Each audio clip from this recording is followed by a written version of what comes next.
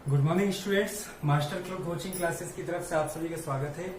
आज हम देख रहे हैं मैथ्स क्लास 10th एक्सरसाइज 1.2। इससे पहले के वीडियो में मैंने आपको यूक्लिड की डिवीजन लेमा पढ़ाई थी, जिसमें मैंने एक्सरसाइज 1.1 कंप्लीट करी थी।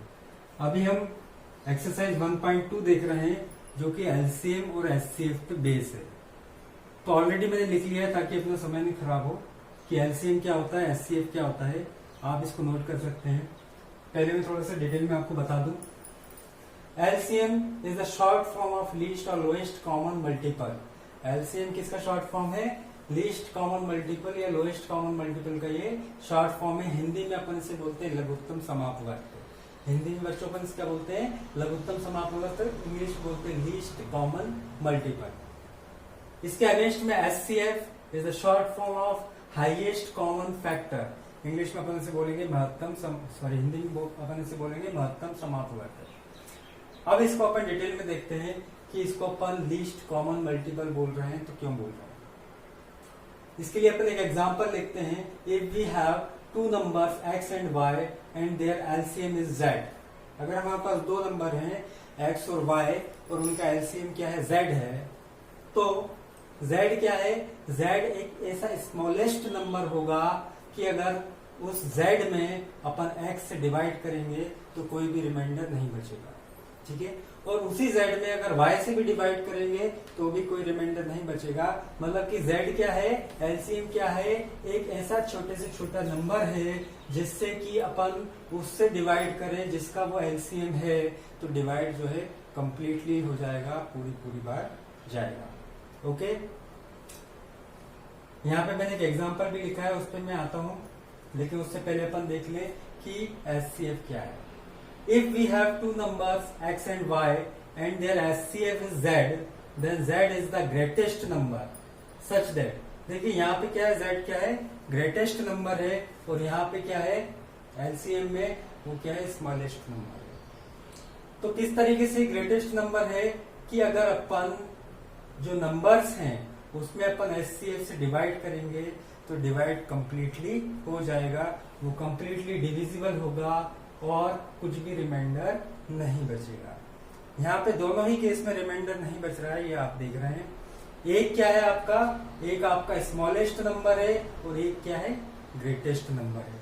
वहीं पे डिवाइड करने का भी आप सीक्वेंस देखिए। यहाँ पे अपन एलसीएम में नंबर से डिवाइड कर रहे हैं और यहाँ पे नंबर्स में अपन एचसीएफ से डिवाइड कर रहे हैं, और दोनों में ही डिवीजन जो है कंप्लीटली हो रहा है और कुछ भी रिमाइंडर नहीं बच रहा है। ओके, अब अपन एक इसका एग्जांपल देखते हैं। एग्जांपल क्या है कि एलसीएम ऑफ 6 एंड 21 इज 42। ये मैंने ऑलरेडी निकाला हुआ है। कैसे निकालेंगे ये अपन आगे देखेंगे। यहाँ पे इसको समझा रहा हूं मैं। अगर 6 और 21 का एलसीएम कितना है? 42 है। तो देखिए 42 6 से कंप्लीटली डिविजिबल हो रहा है। यहाँ पे देखिए z किसके इक्वल है? 42 के इक्वल है। x किसके इक्वल है? 6 के इक्वल है। तो z अपन x मतलब 42 अपन 6 करेंगे 7 आएगा, मतलब कंप्लीटली डिविजिबल है आपका, ठीक है। दूसरे नंबर के लिए अपन चेक करते हैं। z वही सेम 42 है और y कितना है आपका? y आपका 21 है। 42 divided by 21 is equal to 2। ये भी कंप्लीटली डिविजिबल है। तो इसका मतलब क्या हो गया कि जो आपका 42 एलसीएम है वो करेक्ट है। अब अपन एचसीएफ के केस में आते हैं। सेम नंबर्स 6 एंड 21, इसका एचसीएफ 3 है। कैसे है ये मैं आपको बाद में बताऊंगा। अब अपन कंडीशन ये वाली चेक करते हैं। x में अपन z से डिवाइड कर रहे हैं, मतलब 6 में अपन 3 से डिवाइड कर रहे हैं तो आपका 2 आ रहा है, ठीक है। 6 में 3 से डिवाइड करते हैं तो कंप्लीटली डिविजिबल है 6, आपको 2 मिल रहा है। अगेन y में z से डिवाइड करना है, मतलब कि अपन को 3 में 21 में जो है 3 से डिवाइड करना है तो 7 टाइम्स जाता है, तो ये भी कंप्लीटली डिविजिबल है। तो अपन ने जो डेफिनेशन है वो इस एग्जांपल से अपन ने चेक कर लिया कि वो करेक्ट है कि नहीं है। तो मुझे लगता है आपको क्लियर हो गया होगा कि एलसीएम क्या है और एचसीएफ क्या है। अब आगे अपन इसमें देखते हैं।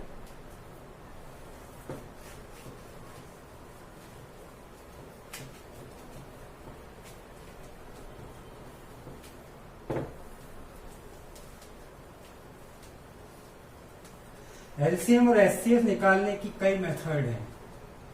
आप किसी भी मेथड का यूज कर सकते हैं निकालने के लिए। ये डिपेंड आपके ऊपर करता है कि आप किसके लिए कन्वीनियंट रहेंगे, कौन सी मेथड में आप कंफर्ट रहेंगे, वही मेथड आप यूज करिएगा। ठीक है, तो मैं मेथड लिख रहा हूं इसकी। How to find LCM. First method, जो फर्स्ट मेथड है जो कि आपकी बुक में दी हुई है, वो क्या है? बाय पावर ऑफ ग्रेटेस्ट, या ऐसा लिख लो बाय ग्रेटेस्ट पावर।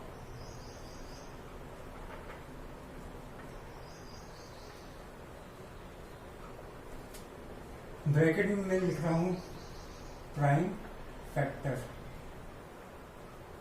अगर हम प्राइम फैक्टराइजेशन करेंगे किसी भी नंबर का, तो जो ग्रेटेस्ट पावर है उनका मल्टीप्लिकेशन करने पे अपन को क्या मिलेगा? एलसीएम मिलेगा।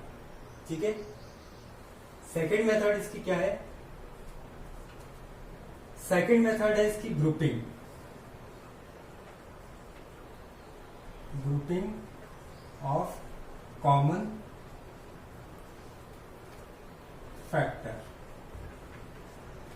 जब हम प्राइम फैक्टराइजेशन करेंगे तो उसमें अपन जो है जो कॉमन फैक्टर है उनका अपन ग्रुपिंग करके भी जो है एलसीएम निकाल सकते हैं। और थर्ड है आपकी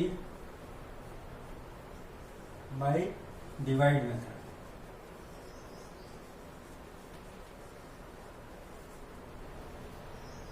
ये तीन मेथड है बच्चों जिससे अपन एलसीएम निकाल सकते हैं।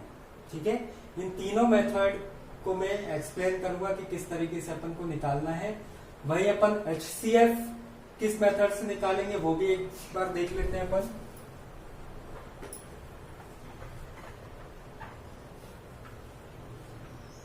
एचसीएफ निकालने की पहली मेथड जो है आपकी वो है, जैसे यहाँ पे बाय ग्रेटेस्ट पावर है तो यहाँ पे आ जाएगी by smallest power.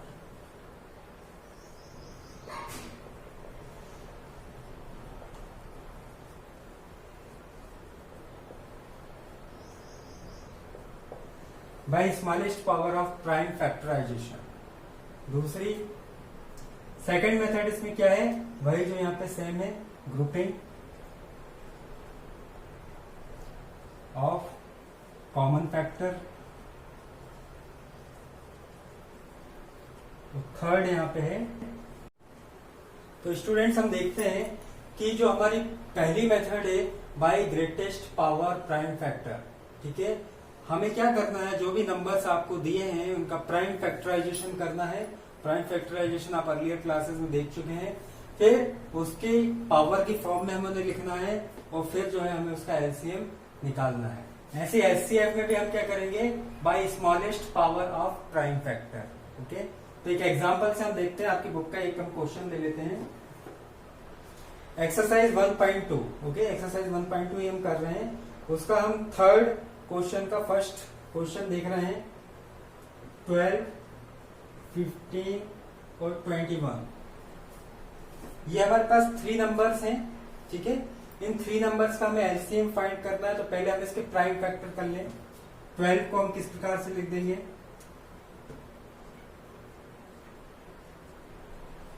2 into 2 into 3। 15 को किस तरह से लिखेंगे? 3 इंटू 5। और 21 को किस तरीके से लिखेंगे? 3 इंटू 7। नेक्स्ट स्टेप में हम इसको क्या लिख सकते हैं? 2 की पावर 2 इंटू 3 की पावर 1। इसको हम लिख सकते हैं 3 की पावर 1 इंटू 5 की पावर 1। और इसको हम क्या लिख सकते हैं? 3 की पावर 1 इंटू 7 की पावर 1। तो एलसीएम हमें क्या बोल रहा है कि by greatest power, by multiplication of greatest power. ठीक है, तो जितने भी हमारे पास प्राइम फैक्टर हुए हैं उनकी जो ग्रेटेस्ट पावर है वो हमको लेते जाना है। ठीक है, जैसे यहाँ पे देखिए 12 के फैक्टर में हमें मिला ग्रेटेस्ट पावर 2 की पावर 2 है, लिख लो आप 2 की पावर 2 इंटू फिर 3 की पावर 1 है, यहाँ पे 3 की पावर 1 है, यहाँ पे भी 3 की पावर 1 है, मतलब 3 की ग्रेटेस्ट पावर 1 ही है, 3 की पावर 1 लिख लिया। अब यहाँ पे दूसरा नंबर नहीं है, यहाँ पे 3 की पावर 1 ऑलरेडी हो गई है तो उसे छोड़ दिया। 5 की पावर 1, अब देखिए 5 की पावर 1 इधर नहीं है, इधर है और इधर नहीं है, तो 5 की पावर 1 अपन यहाँ पे लिख लेंगे, इंटू 7 की पावर 1 अकेला बचा हुआ है उसको अपन ने यहाँ पे, मतलब 2 into 2 4 into 3 into 5 into 7, okay 60 into 7, 7 6 42। तो देखिए इन तीनों नंबर्स का पहले हमने प्राइम फैक्टराइजेशन किया, फिर उसे पावर के फॉर्म में लिखा, वो पावर के फॉर्म में लिखने के बाद जो नंबर की ग्रेटेस्ट पावर है उसको हम यहाँ पे नोट करते गए, उनका मल्टीप्लिकेशन किया और हमें एलसीएम मिल गया। एचसीएफ के केस में क्या करना है हमको, देखिए 12 की यही फैक्टर है,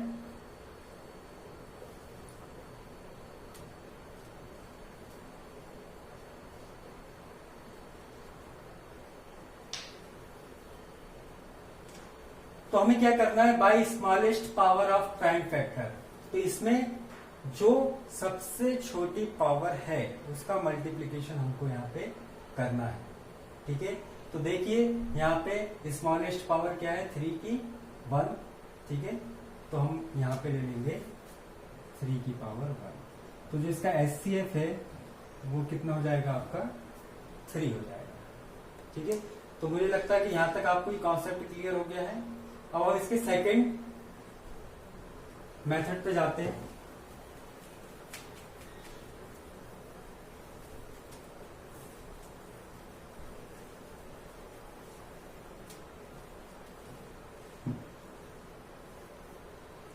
सेकंड मेथड, फिर वही अपन नंबर लिख लेते हैं 12, 15 एंड 21।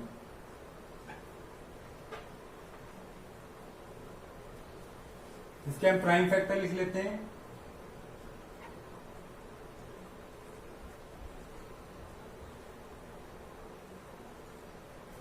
ओके। सेम यहां पे भी हम लिख लें,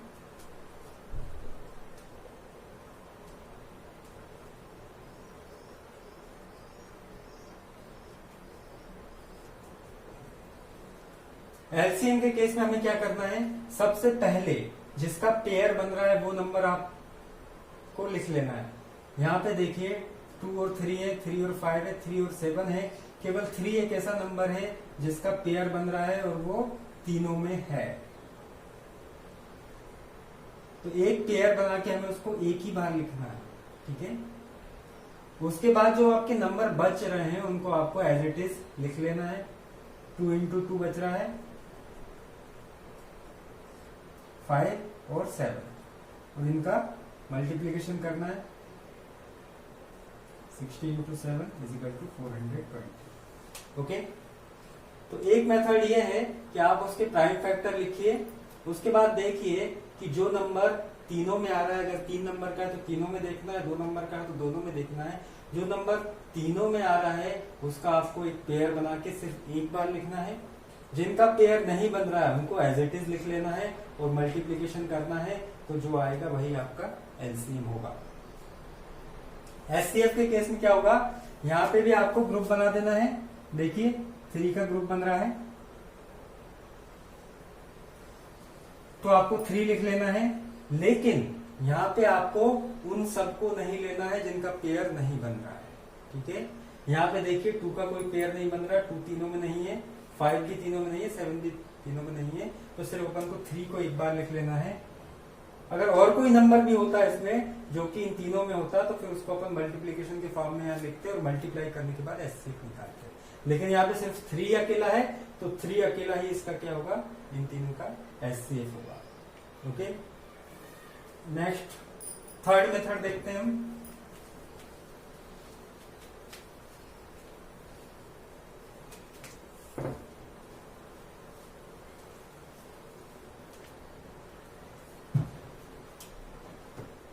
थर्ड है आपकी डिवाइड मेथड। तीनों नंबर को आप साथ में लिख लीजिए, 12, 15 एंड 21। अब इसमें हम डिवाइड करना चालू करेंगे। डिवाइड कहां से शुरू करेंगे हम? सबसे स्मॉलेस्ट नंबर से। सबसे स्मॉलेस्ट नंबर आपका 2 है। 2 6 12। 2 का 15 में डिवाइड नहीं होता, उसे 15 को एज इट इज यहाँ पे आपको लिखना है। 2 का 21 में डिवाइड नहीं होता तो उसको भी एज इट इज यहाँ पे लिखना है। अब हमको फिर से स्मॉलेस्ट नंबर से देना है। अगेन स्मॉलेस्ट नंबर आपका 2 है। 2 3 जा 6। 15 में नहीं जाएगा, 21 में भी नहीं जाएगा, तो मैं एज इट इज लिख लिया। अब फिर से स्मॉलेस्ट नंबर से देना है, तो स्मॉलेस्ट नंबर अगेन 2 है, लेकिन 2 से अब किसी में भी नहीं जा रहा है, तो अब उससे एक नंबर बढ़ा लेंगे हम। एक नंबर बढ़ा मतलब 3 ले लिया हमने। जब 3 लेंगे 3 1 जा 3, 3 5 जा 15, 3 7 जा 21। अब हम देखेंगे 3 से नहीं जाएगा, 4 से भी नहीं जाएगा, 5 से जाएगा। अब इसमें डिवाइड 5 से दिया 1 1 7। तो 5 से जब हम यहाँ पे दे रहे हैं तो 1 1 7। नेक्स्ट हम यहाँ पे 7 से डिवाइड करेंगे तो 1 1 1। अब यहाँ पे स्टूडेंट्स अपन को कोई ग्रुपिंग नहीं करना है, सीधे अपन को केवल मल्टीप्लीकेशन करना है इसके जो फैक्टर्स है इनका। Means 2 into 2 into 3 into 5 into 7। 60 into 7 is equal to 420। Okay, तो ये मेथड जो है मेरे को सबसे अच्छी लगती है। अगर आप लोग भी इसे यूज करेंगे तो ये आपको भी बहुत पसंद आएगी एलसीएम निकालने के लिए। ठीक है, इसमें अपन को ना ग्रुपिंग करना है, ना अलग अलग इनके फैक्टर्स निकालना है। एक साथ सारे नंबर्स को रखो और सबसे छोटे नंबर से डिवाइड करना इसमें आप लोग स्टार्ट करो। उसके बाद जो भी इसके फैक्टर्स मिलते हैं उनका मल्टीप्लीकेशन कर दो और आपका एलसीएम आ जाएगा। यहाँ पे अपन देखते हैं अब एचसीएफ कैसे निकालेंगे इन तीनों नंबर्स का। तो इन तीनों नंबर्स का एचसीएफ डिवाइड मेथड से निकालने के लिए अपन सबसे पहले 2 नंबर्स का एचसीएफ निकालेंगे। ठीक है, 12 और 15 का बिग नंबर में स्मॉल नंबर से डिवाइड किया। 12 1 जा 12, 3 रिमाइंडर बचा। अब जिससे हमने डिवाइड किया था, मतलब जो आपका डिविजर था, वो अब यहाँ पे डिविडेंड हो गया है। अब यहाँ पे फिर से हमने डिवाइड किया। 3 4 जा 12, कोई भी रिमाइंडर नहीं बचा। जब कोई भी रिमाइंडर नहीं बचता उस समय जो आपका डिविजर रहता है वही आपका क्या होता है? एचसीएफ होता है। तो ये जो 2 नंबर्स हमने लिए थे 12 और 15, इनका एचसीएफ कितना निकला अपने पास? 3। अब हमारे पास नया नंबर क्या हो गए? 3 और 21 ऑलरेडी बचा हुआ है। अब हम इन दोनों का एचसीएफ निकालेंगे। बिग नंबर में फिर से स्मॉल नंबर से डिवाइड किया। 3 7 जा 21। तो यहाँ पे देखिए आप, कोई भी रिमाइंडर नहीं बच रहा, r इज इक्वल टू 0 है, तो जो आपका डिवीजर है वही एचसीएफ है। तो इन तीनों नंबर्स का डिवीजर, तीनों नंबर का एचसीएफ क्या निकल के आया? 3 आया। तो यहाँ पे आप देख सकते हैं मैंने आपको 3 मेथड बताई हैं एलसीएम और एचसीएफ निकालने के लिए। तीनों मेथड में से आपको जो एप्रोप्रिएट लगे, जिसमें आप कन्वीनियंट हो, आपको सुविधा हो, वही मेथड आप यहाँ पे यूज कर सकते हैं। एक इक्वेशन में आपको और बता रहा हूं।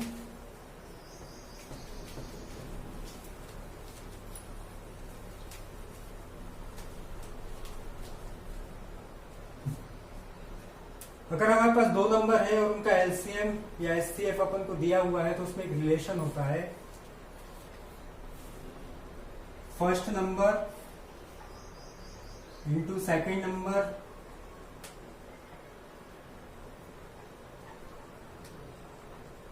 Is equal to LCM into HCF.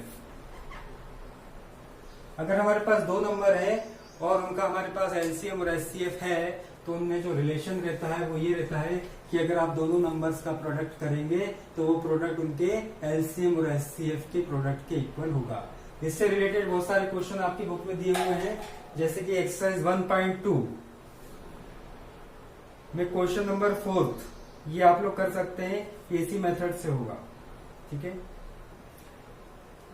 अब मैं इसका 5th क्वेश्चन बता रहा हूं, एक्सरसाइज 1.2 का 5th क्वेश्चन।